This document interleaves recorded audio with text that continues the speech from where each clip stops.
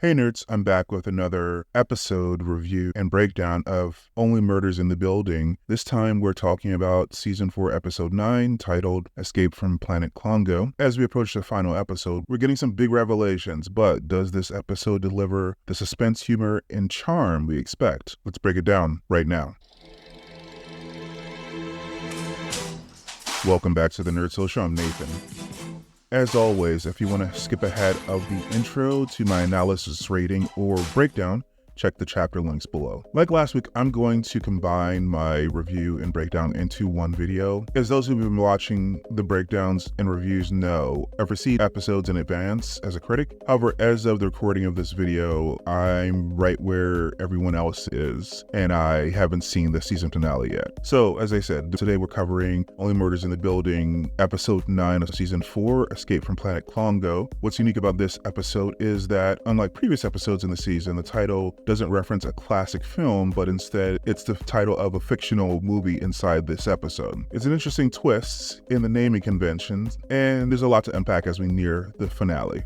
So the spoiler-free logline for this episode is: seeking a critical clue, Charles, Oliver, and Mabel must infiltrate a film set to uncover why Sazz was killed and unravel more details about the murder mystery. The director of this episode is Jamie Babbitt, who has directed several episodes of Only Murders in previous seasons. The writing duo for this week is Ben Smith and Alex Bigelow, who bring their signature blend of humor and mystery to the script. They do a great job of keeping the charm of the show while moving the plot forward with some significant revelations. At this point in previous reviews, I've gone through all the main cast and additional players, so I won't do that again. However, there is a link above to a playlist for those reviews. All right, tuck in while I do some deeper analysis on this episode.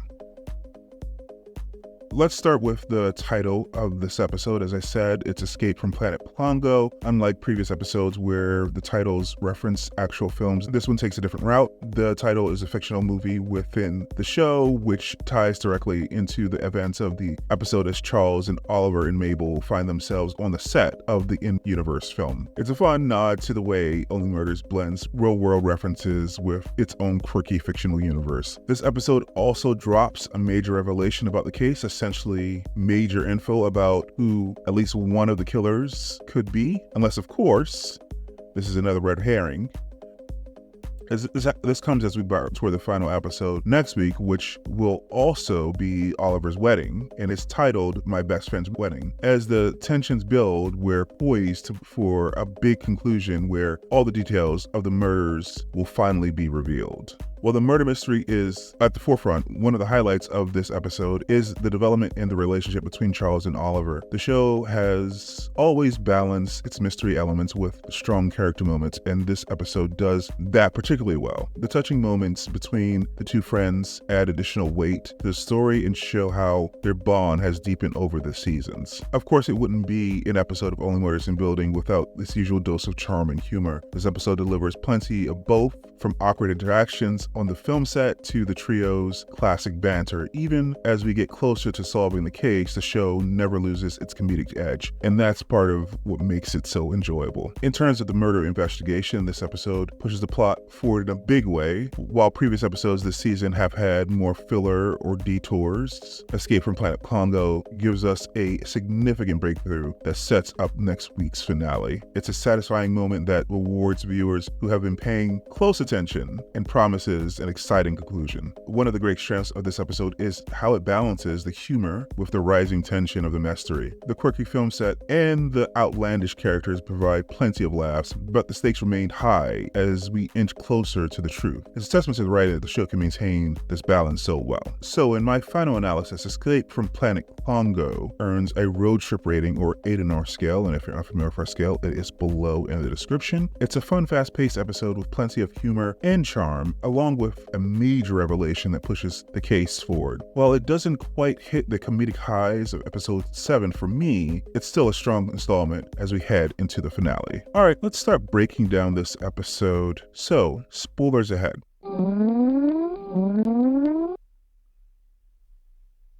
All right, so this episode starts with a voiceover. Charles provides a voiceover reflecting on the nature of friendship in film and TV, noting how easy it is to lose touch after moving on to new projects. Then we see a flashback. Sazz is leaving a set and receives a call about Project Ron Konkoma. As she drives away, someone flips into the backseat of her convertible after she accidentally bumps into them. Impressed by their agility, Sazz asks if they've ever done stunt work before, hinting at the beginning of a mentorship. So seeing Sazz in this episode reminds me just how much I miss Jane Lynch in this show. I really want her character not to be dead, but I guess we'll see next week. In the next scene, we skip to present day. Mabel, Charles, and Oliver arrive at the hospital to see Glenn Stubbins. They attempt to convince the Irish nurse to let them in by pretending to be Glenn's family from Ireland, using poor Irish accents and fabricated relationships. The nurse sees through their ruse, especially when Charles tries to hide corned beef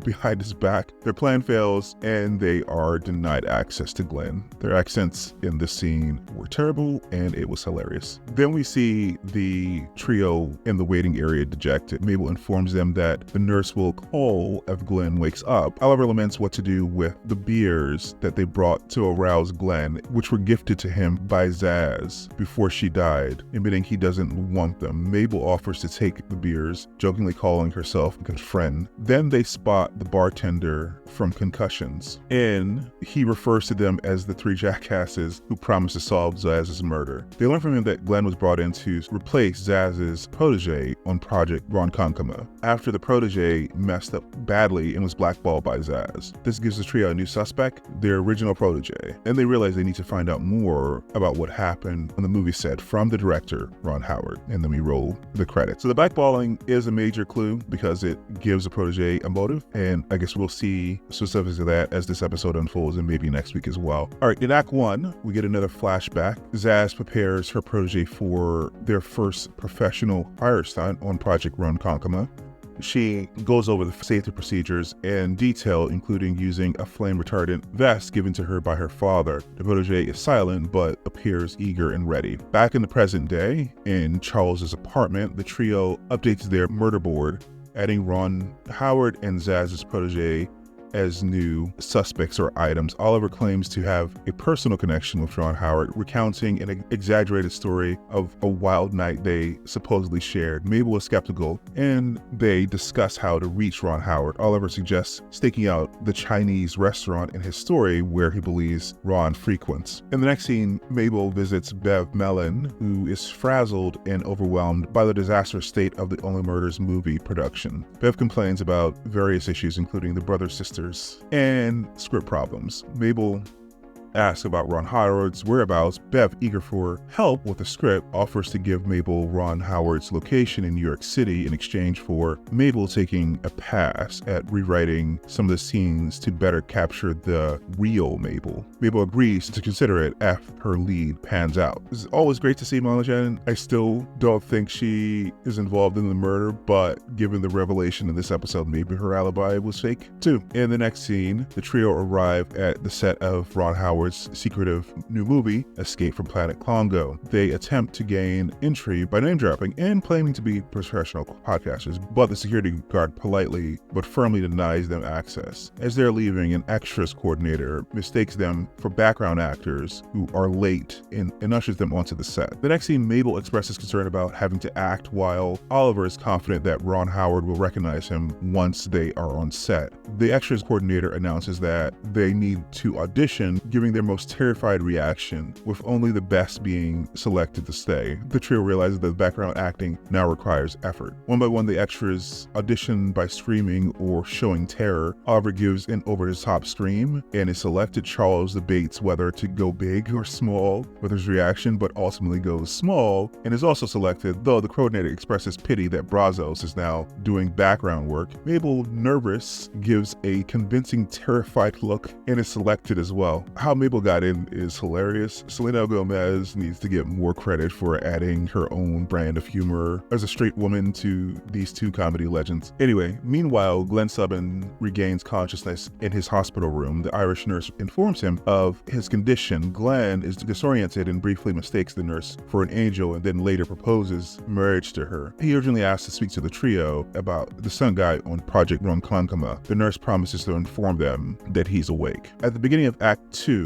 we get another flashback which shows Sazz giving final instructions to her protege before the fire stunt. She emphasizes safety precautions and tells him to make her father proud. Back on the Escape from Klongo set, Charles and Oliver are in tight motion capture suits, feeling ridiculous. Mabel is in makeup, teasing them about their outfits. She then receives a notification that Glenn has woken up and decides to leave for the hospital. After she leaves, Charles tries to discuss bachelor party ideas with Oliver, but tensions rise as Oliver feels his wishes are being ignored. At the hospital, Glenn is alone in a room when someone enters and smothers him with a pillow. His muffled screams indicate that he's being murdered. This is pretty shocking. We typically don't see murders in real time during an episode. Mostly it's the retelling once the trio has pieced things together. In the next scene, the extras, including Charles and Oliver, are directed to react to a monster and run away. Oliver overacts, attempting to stand out and buy time for the others, imploring Charles to follow his lead. Their argument escalates on set, with Charles sarcastically suggesting outrageous bachelor party ideas and calling Oliver insufferable. Ron Howard is annoyed with the disruption and orders them to be removed from the set. In the next scene, Mabel arrives at the hospital only to find Glenn has died. Mabel notices on the TV breaking news: Nicky Sasamilio, the dry cleaner king of Brooklyn, has been reported missing, and he has ties to the Caputo crime family. The Irish nurse is distraught about his death, mentioning that she had called Glenn's emergency contact, who is Sazz Pataki, but a man answered. Mabel realizes that the killer might have been alerted by the nurse's call. So yeah, I'm not sure if the dry cleaner thing is a clue or not, but it was interesting that they focused on that on the television. At the start of Act 3, we get another flashback. In this flashback, the fire stunt on Project Ronkonkoma initially goes well. However, after the director yells cut, the stuntman reignites, leading to chaos on the set. Back in the present day, on the set of Escape from Planet Klongo, in the wardrobe area, Charles and Oliver are changing out of their mocap suits. Charles offers to help Oliver, who initially refuses. Charles then confesses that he still lists Oliver as an emergency contact and expresses feelings of being left behind as Oliver's life changes with his upcoming marriage to Loretta. He admits that he wanted the bachelor party to celebrate their friendship. They reconcile and decide to go to the Chinese restaurant together. So this scene, coupled with the next scene, was actually really great and perhaps the emotional high point of the season, with the exception of Charles's reaction to Sazz's death in episode 1 and 2. While some of the other emotional beats were great this season, they were typically between one of the trio and other characters. Seeing these two men who we've been with since season 1 bond just hit a little differently and harder. Anyway, in the next scene at the Red Dragon Palace, Charles and Oliver share a meal. Oliver officially asks Charles to be his best man. Charles, uncomfortable with emotional displays, agrees while deflecting with menu choices. Charles then creates a naughty secret by moving Oliver's photo to a more prominent place on the wall of celebrity photos, fulfilling part of Oliver's bachelor party wish list: whiskey, A-list celebrity, naughty secret, or WANs. As the two enjoy their whiskey, Ron Howard enters the restaurant. Oliver is thrilled, believing Charles orchestrated this part of the bachelor party surprise. Ron recognizes Oliver, confirming parts of Oliver's earlier outlandish story. Charles mentions watching Ron Howard on the Andy Griffith Show, but Ron reacts negatively to the reference to his earlier career. So what makes Martin Short great is that he really commits a bit. The soup thing, with the slurping he was doing throughout the episode was so stupid, but by the time he's doing it with Ron Howard, it's just funny. In the next scene, back at the Arconium, Mabel runs into Marshall, the movie scriptwriter, in the hall outside of her apartment. He is desperate for her help with script revisions as Bev Mellon is threatening to fire him. Mabel is reluctant, focused on the murder investigation, feeling guilty over Glenn's death. She reluctantly allows him into her apartment to discuss the script. Back at the restaurant, Charles and Oliver talk to Ron Howard about Project Ronkonkoma. Ron reveals that the stuntman messed up by reigniting after the stunt and approached him to read his screenplay, resulting in Ron's eyebrows being burned off.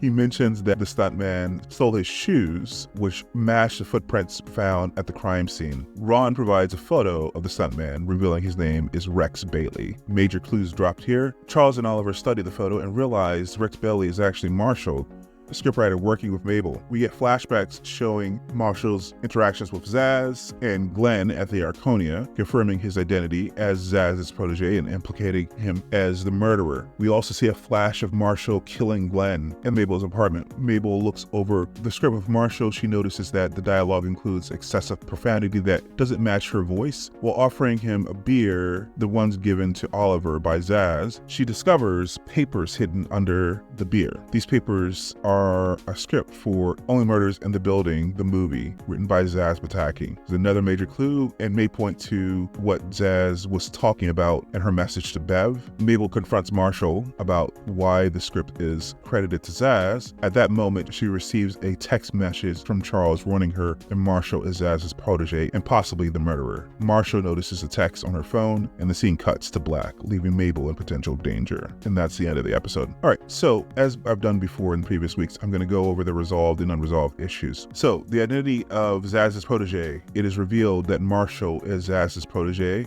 Rex Bailey, who was blackballed after the stunt gone wrong. Another thing that was resolved, Marshall is implicated as the murderer of Sazz and Glenn, motivated by revenge for his ruined career. Glenn's murderer is shown to be Marshall specifically, and he's likely the person who took the shot at Glenn in episode 5. It's unclear whether he is the killer of Sazz though, because he did have an alibi, but it could have been fabricated, because if you remember, Charles and Mabel were uninterested in watching his 1-hour stand-up show. But to get back to your question on where I was the night Sazz died, the truth is, I've been trying my hand at stand-up, observational stuff.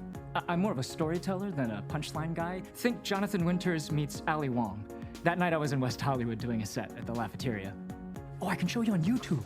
Actually, that would be useful. It's my first time doing this hour, and wow, an hour. Okay. And kudos to all of you guys who actually guessed Marshall weeks ago. Not only that, guessed that the script was a fabrication. I've seen those theories all over the internet. I'm not sure if anyone had it in the comments, but that was pretty impressive sleuthing. Unresolved issues. We still don't technically know the real killer behind Zazz's death yet. However, the new lead involving Marshall and the revelation that he killed Glenn strongly points in his direction. However, he still seems like there might be another person, at the very least. Another unresolved thing, Marshall is in Mabel's apartment and aware of her knowledge and putting Mabel in immediate danger. Another unresolved issue is Marshall's motives. While revenge may be a factor, the full extent of Marshall's motives and plans remain unclear at this point. The next thing that's unresolved is the motive behind targeting the trio. In episode 7, the actress suggested the killer or killers has been after the trio since season 1, but the relationship between the killer or killers and the trio and the motive behind this sustained attack is still unclear, even with the Marshall revelation. The mysterious text message sent to the trio is linked to the same person behind the earlier threats, such as the note to Jan in season 1,